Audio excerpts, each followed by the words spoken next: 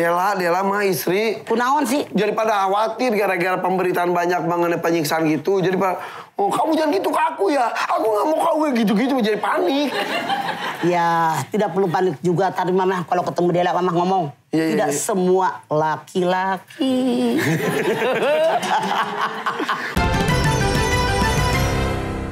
Ya enggak dong, Bun. Insya Allah emang enggak akan seperti itu. Ya makanya jangan nonton gitu-gitu lagi aja deh curigaan. Enggak, kan aku sayang kamu. Iya, kamu sayang aku juga enggak? Iya. Iya, ini juga Mama Dede juga lagi ngomong tentang itu. Iya enggak. Ya udah ya. Dari pan lah. Iya. Mau ngapain sih lo? Mama udah. Acara mulai, cepetan. Udah mulai. Ngapain sih lo? Ya udah mulai. Lo pensaha mana? Dela mah istri. Kunaon sih? Jadi pada khawatir gara-gara pemberitaan banyak mengenai penyiksaan gitu. Jadi pada, oh kamu jangan gitu ke aku ya. Aku nggak mau kamu gitu-gitu, jadi panik. Ya, tidak perlu panik juga. Tadi Mama kalau ketemu Dela, Mama ngomong. Tidak semua laki-laki. Tapi memang pemberitaannya itu kan saya tuh makin lengkap tuh. Ada videonya, ada fotonya. Jadi mana ada anaknya lagi di situ. Nah itu sampai ada yang ketendang anaknya pas lagi nyiksa istrinya. Merinding kita, Bu. Nah itu karena kita melihat adegan itu jadi ada ketakutan terus takut terjadi pada diri kita. Betul. Tapi ini jangan berlebihan. Boleh jadi khawatir terjadi. Kenapa karakter manusia tidak sama? Iya apa iya? Ya. Jadi tidak semua laki-laki KDRT.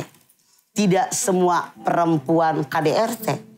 Tapi karakter orang tadi beda-beda. Kenapa bisa melakukan ini? Boleh jadi orang tuanya suka KDRT. Bapaknya gogorobokan. Tahu gogorobokan Ibu? Teriak-teriak kalau ngomong. Kemudian kasar. Nah anaknya lihat tiap hari dari kecil. Oh begitu tuh ayah sama mama. Atau emaknya sama diri anaknya galak. Ini akan menular. Atau maaf, lingkungan. Apalagi tontonan dan bacaan berpengaruh. Di rumah sudah baik nih anak. Masya Allah, lihat di luar teman-temannya melakukan kasar dan seterusnya. Maaf, kalau Anda punya anak ingin sesuatu, langsung dikasih, ini anak gak bakal cerewet. Tapi ada anak yang minta sesuatu kepada emaknya, minta dibeliin mainan. Belum dibeliin sama emaknya, kalau anak belum ngamuk, belum mukulin emaknya. Nah ini, akibatnya fatal. Ini adalah kembang-kembang KDRT. Dia berpikir, kalau saya sudah mukulin mama, udah dikasarin, baru dikasih. Maka dia berpikir, istri saya, suami saya pun dikasarin, baru dia akan nurut. Ini salah.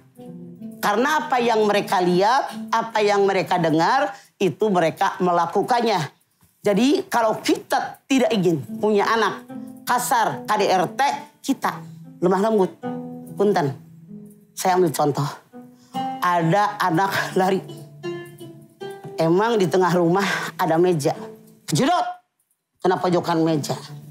Emaknya bilang, ih ini meja. Anak mama jadi kejedot meja. Salah. Salah. Anak selalu menyalahkan orang lain. Yang benar bagaimana?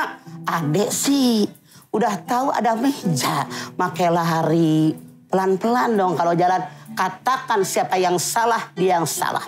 Ini berakibat kepada kelakuan. Bagaimana dia nanti punya suami, bagaimana dia punya istri, hati-hati. Kita orang tua tanggung jawab. Karena orang tua, ibu adalah madrasatul ula. Guru pertama buat anak kita. Makanya jadi ibu harus hati-hati. Itulah kenapa Islam kalau cari calon ibu buat calon anak-anak yang mengerti agama dan pengamalan agamanya baik. Makanya kita banyak belajar di majlis taklim, banyak ikut kursus, banyak baca buku-buku yang mendidik kita harus bagaimana jadi ibu yang baik, jadi orang tua yang bisa mengarahkan anak-anak ke arah yang baik sesuai aturan agama. Punten kita lah cikal bakal baik buruknya anak-anak kita. Betapa hebatnya seorang ibu. Karena kita akan mengarahkan anak-anak kita ke arah yang lebih baik. Hati-hati, jangan menyalahkan orang lain kayak meja tadi. Salah. Bukan meja yang salah. Dari tadi di situ kok. Anak yang salah. Jelas maksud saya, Bu? Jadi karakter manusia tuh dididik dari sejak dini. Dari semua. Nih Pan. Misalnya budak dari mulai umur 3 tahun. Bapaknya galak sama bininya. Tuh anak ngeliatin. Oh, ayah begitu ya. Saya juga begitu. Misalnya emaknya karena emaknya nggak bisa ngelawan sama bapaknya, emaknya sama anaknya. Jadi dia mencontoh rumah tangga akan turun-menurun seperti itu. Na'udzubillah min dzalik. Jadi sebetulnya ketika ada kekerasan kepada diri kita, misal suami pada istri, yang dilakukan istri itu harus apa? Lawan atau gimana, Mah? Kalau seandainya istri tidak salah, katakan di mana kesalahan saya. Ngomong saat itu. Kenapa? Kalau tidak saat itu ngomongnya nanti. Mengelah kapan, waktu apa tuh. Kecuali kalau kita rekam. Karena kata Allah, ku anfusakum wa ahlikum nar, jangan tinggal diam, salah. Kalau kita tidak menegur yang salah, mereka yang berbuat salah merasa, oh dia juga tidak masalah. Jadi kebiasaan, hati-hati. Boleh kita melawan kalau kita benar, kenapa tidak? Apalagi sekarang sudah dilindungi hukum ya, Maya. Betul. Bisa ada jadikan hukum. bukti ya. Apalagi kalau Anda pasang CCTV. Kayak kita tonton kemarin. Harus ibu atau ibu bisa ngerekam dimanapun. Mudah saat ini.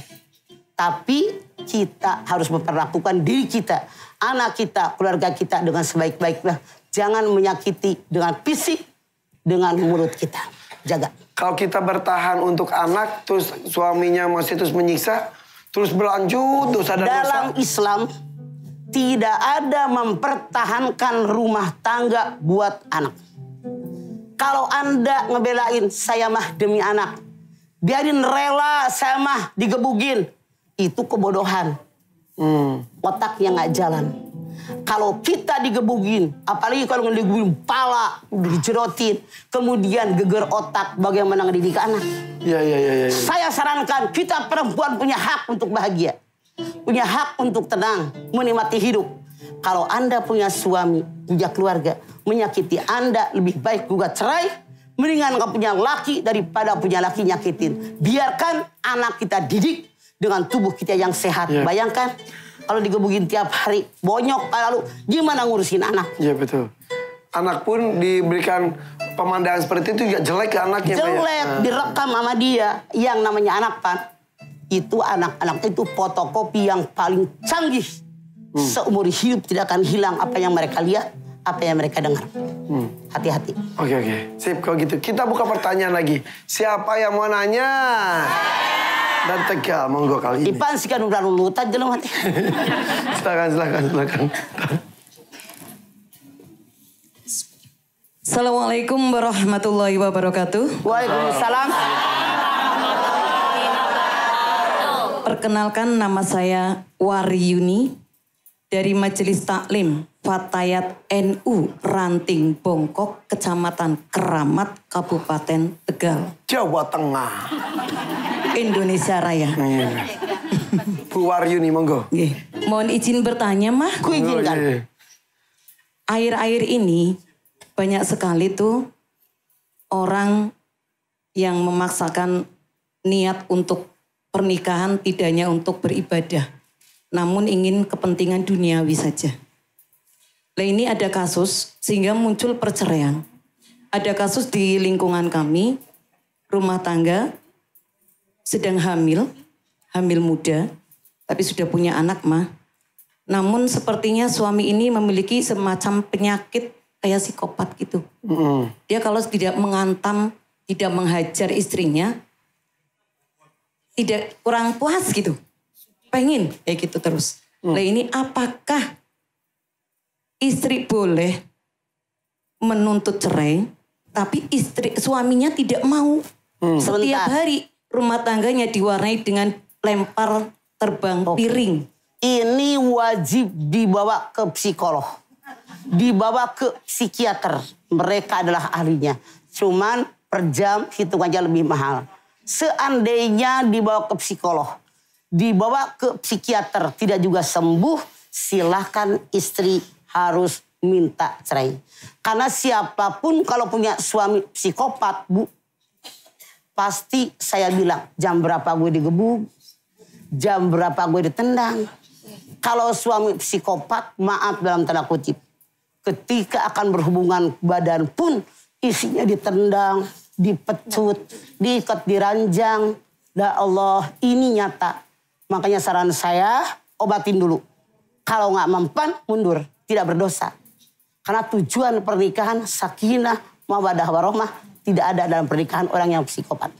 Berulang-ulang kali ke pengadilan negeri. Mundur, ngapain?